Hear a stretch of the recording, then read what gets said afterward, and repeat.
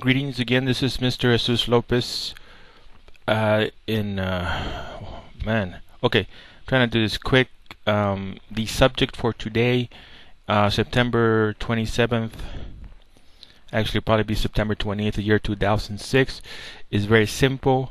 I'm gonna focus on what kind of life is it that we want to live. The idea behind the premise is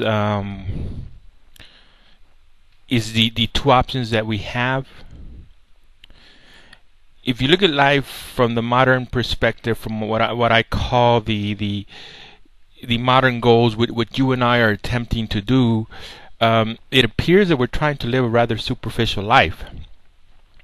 We're trying to get from our jobs, from our college careers, from even something as superficial as shopping or maybe eating, what we're supposed to be getting to fulfill our human needs. And one of the things that I find rather interesting is that we don't look at what is our true essence. So basically the question I'm asking is, do you want to spend the rest of your life in a job that you hate? Do you want to spend the rest of your life searching for something but not knowing what it is you're searching for? Do you want to spend the rest of your life wanting something but you don't know what it is you want? I'm not afraid to say that we were made for a purpose. In fact, the last or one of the last video entries that I made, I was very specific on having been created by God and having been created by God for a purpose. Now, how do we get there? When we believe that what we should be doing is chasing college careers, what we should be doing is chasing careers, chasing money, chasing SUVs, chasing plasma TVs. You know, there's a show on television, I don't know the name, some guy who's some writer on TV sitcoms who's now a talk show host, and he's trying to tell everybody how to live their lives. And I mean, if I had to evaluate this as quality information, I would have to put him on the scale of not to watch and not to listen to.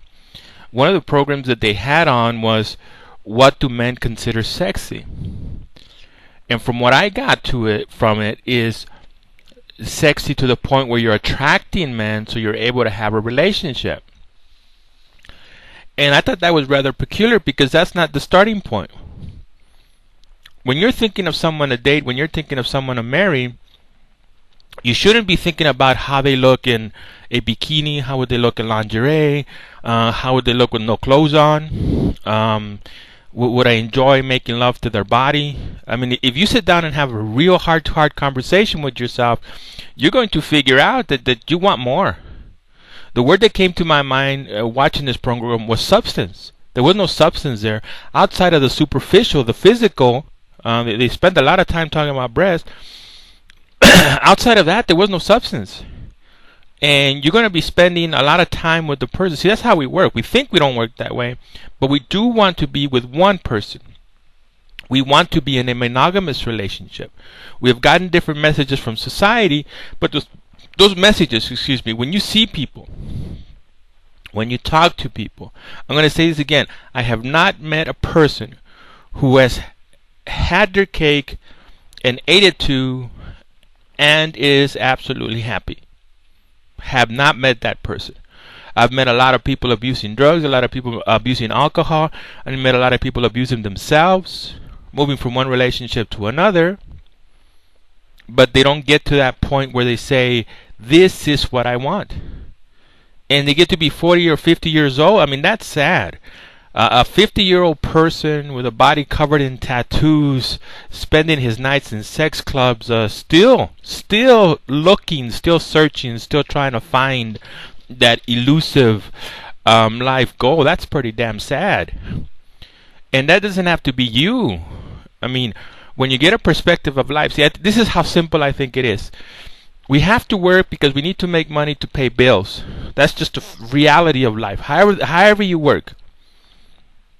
And when you work, you have to value the value of money. That means you need to pay and save and invest. You have to know what money's about. Money's not just about shopping or just paying bills. Money's a resource, a tool, something you can use to help you. See? We have to work. There's no way around it. Whatever, we have to do something. Whether it is getting a college degree, or being a floor mopper, or being a security guard, or being a whatever, taxi driver, whatever. We have to work. We have to make money. But then comes a person. See? Your job is one dimension of you.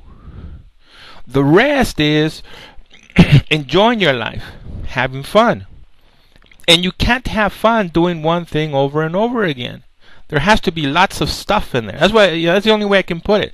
You have to live a life of almost a complete abundance. You have to have books. You have to have music. You have to have certain television programs. You have to have. And I'm always going to go back to friends and family. The best thing that you can get out of life comes from interpersonal relationships, from friendships, from family, and from that special person that you find that you want to share the rest of your life with. See, the world has given us a totally different message. For a long time I have been saying that we believe that sex is love. Sex is not love. Love is love. Intimacy is intimacy. Romance is romance. Caring is caring. Let's not confuse things. So when you're talking about life in a rather critical time in the human experience, it is hard to get a job. It is hard to fulfill the demands of life in these modern times, but you can do it. But you have to grasp the concept, simple concepts of enjoying your home, being able to relax when you're at home, respecting yourself, respecting the person who is sharing your life with, actually having a concept of what you're doing. I think that a lot of people who are working and are involving themselves in activity and their homes is a shambles, is a mess. It hasn't been mopped, hasn't been broomed, windows haven't been cleaned, curtains haven't been taken down to be washed, is because they're trying to hide. They don't want to accept the reality that they're living. But there's nothing wrong with being a basic person who works, pays his bills, pays her bills, comes home to have meals. All this driving through drive-thrus, is not healthy. I do it a lot. I'm not going to say I'm a saint, but it's not healthy. You come home, you make yourself a good meal for yourself, and you need to focus on the interpersonal. So if I was going to focus is you have two options. What the world is telling you about careers, about money, about superficiality, about judging a mate on limited, you're going to know the person for 2 weeks and then move on to another person. You'll know that person for a week and then you'll move on. All these messages really do not coincide. And I've said it before. If your philosophy of life is great, then your life should be great. And you're the only person that knows what you wake up to. You're the only person that knows what you're going to confront today. Is it a meaningful relationship with a person who you just can't live without and who cannot live without you?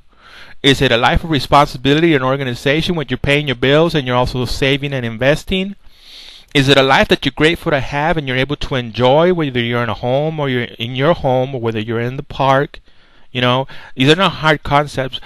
I guess the last minute, because I want to do this, it doesn't take that much time. I want to do this as quick as possible. But the last minute is, it requires work. It requires effort. But you have to have a goal. You have to ask yourself, what do I want to live? What do I want to have? And once you figure it out, you need to start working towards it. And I am a person that firmly believes it does not have to be one person. When you're picking a mate, it doesn't have to be this specific person. You shouldn't be going around life saying, I missed my chance because I met the perfect person. That to me is unproductive. Really, you can get to know another person and you can love them. And if you're mature and they're mature and you're respectful and they're respectful and you're responsible and they're responsible, and you share some common goals and you're able to have a positive, healthy attitude, you should be able to have a full, complete, round life.